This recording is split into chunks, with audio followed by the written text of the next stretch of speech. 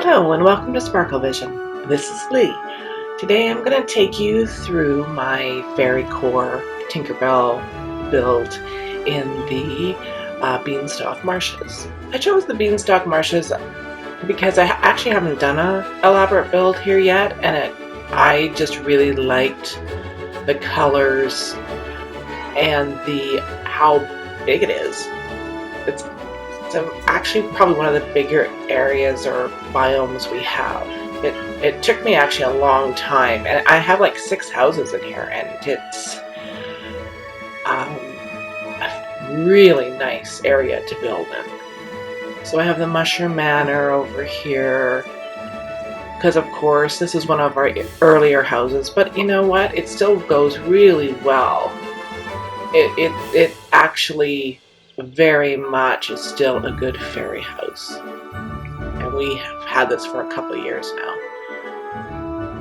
And then over here, you know, of course I had to put the little Christmas light with the popsicle sticks, the new mushroom table. I have also scattered over here. You can actually pick these mushrooms and then place them around for little brown mushrooms. We need more little mushrooms. And see, they kind of match what's on the house, on this wilted flower house. So this is kind of my fall area here with the more orange colors. Of course, the Alice in Wonderland singing flowers I have all over the place. I really quite like them. Oh, how come this didn't come on?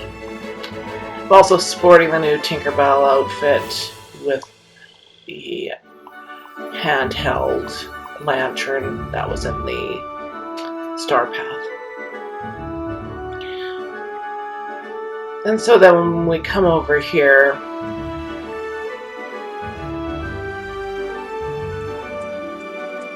this is the new gazebo, the wilted, not a wilted flower, but it's a gazebo, the purple flower gazebo.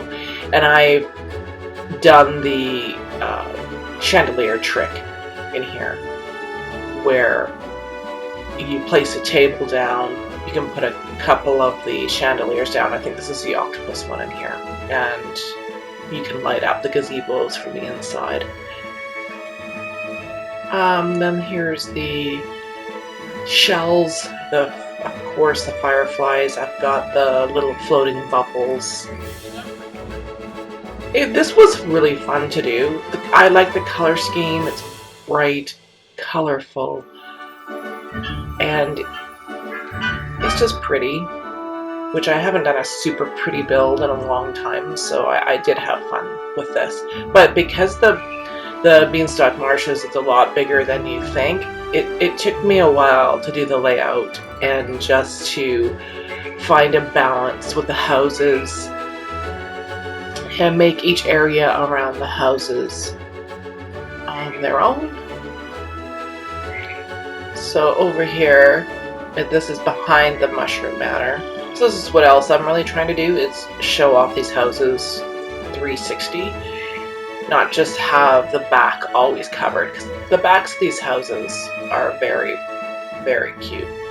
Then over here I have the Fairy Blossom house. Again, this one stood the test of time as well. I do like these whimsical houses for a build like this, because you can put a lot of them together and it works. And then over here we have the new decorative pixie dust mill. So I guess in the Tinkerbell movies, I haven't watched any of the Tinkerbell movies, this actually has pixie dust in it, not water, and it comes from the main tree, the pixie dust tree. So I'm not too sure why they didn't choose to do the water pixie dust. That could have been definitely a different way to go, but I understand also why they didn't, because the water you can put anywhere. It doesn't have to be in a fairy build. The bright yellow pixie dust would limit where I guess you could put the decorative mill house. And these are from the premium shop. these new Tinkerbell flowers. They're little light flowers. They're awesome. And then I used the popsicle stick benches in quite a few places here because, again, I'm trying to make it feel like you're little and things are big. And that was another reason why I liked the Beanstalk Marshes, because look at how big the vine is, how big the flowers are. And then you have the waterfall area. And then this is the new hot air balloon. That as well was in the premium shop. The mill was as well. And of course the pot of gold rainbows. I managed to make about 5 of them, and I do use them, but then you have to steal them from other builds, because I would have them everywhere, but I just didn't make as many as I needed to. Now over here I have created a fake river or stream, and I've used the Touch of Magic rugs until we get a water rug or something that actually moves. This is the only way we can create an artificial river. And I put the waterfalls from, I think that was from Timon or Pumbaa's quest, and they work really well because they have the little moth or butterflies floating around them, so it gives some animation and life to the area because the water is still. And I put Tiana's frogs in there, and bubbles and rocks and logs, and I've tried to make it look alive because the water of course is still. And I didn't choose the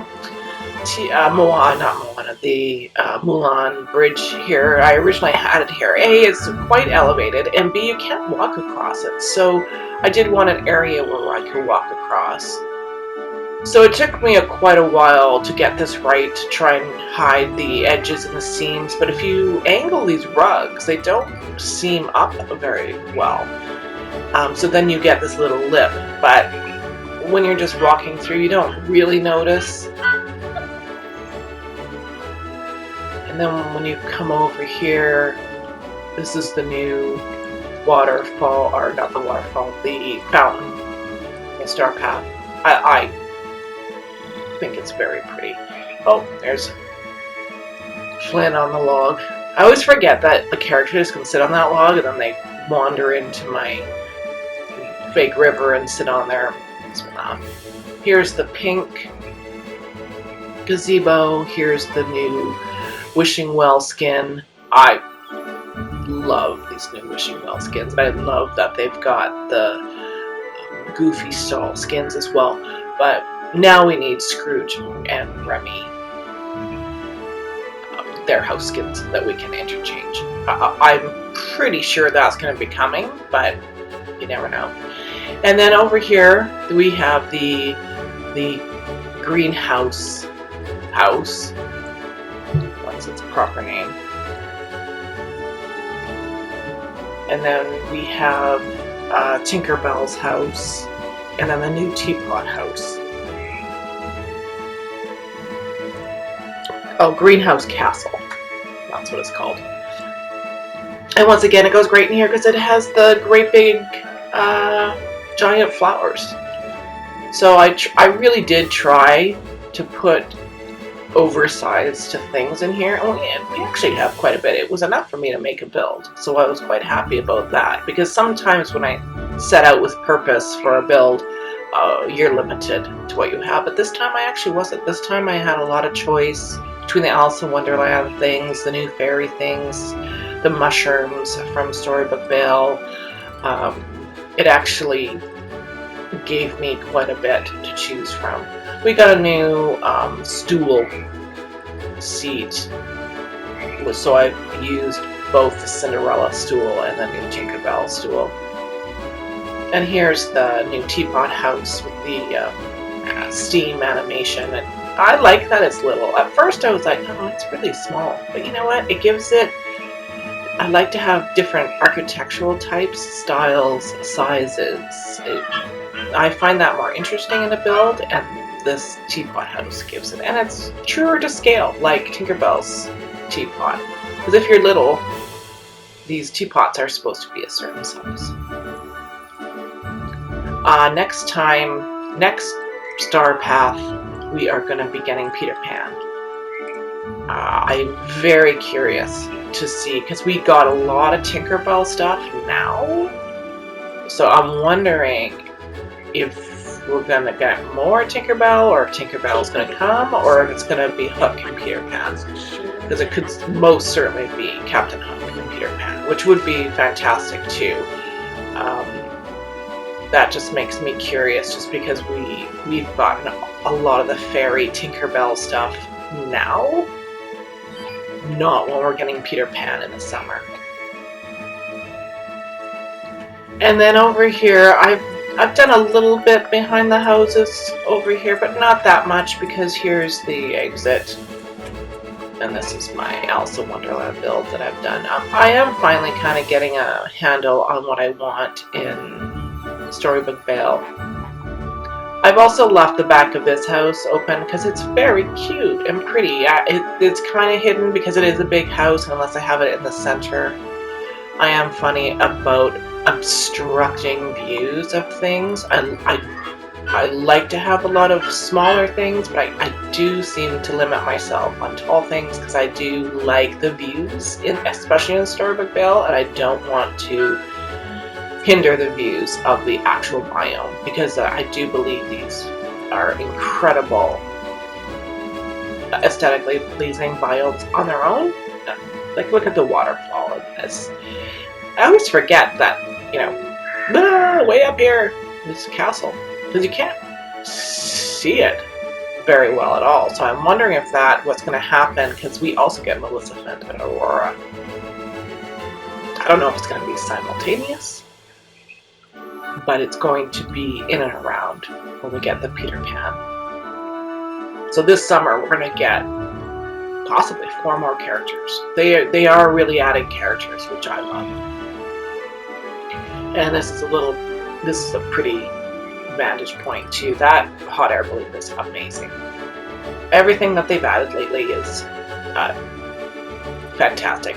I wasn't a huge fan of the new Cheshire Cat items that we got. I enjoyed the event, searching into the realms and everything, because you have to give the realms another purpose, because otherwise you just don't go in there after the quest of getting a character out. So I don't mind that, but I wish they would have upped their game, because the Easter stuff was really cute, and I just feel it was a little bit lackluster for the amount of work that we had to do. But they add stuff to those events every year, and so this is just the first year, so I'm sure they'll add some wonderful things. And that was my Beanstalk Marshes fairy build. Thanks for joining us today at Sparkle Vision. Hit like and subscribe to see more videos soon. See you next time. Bye-bye.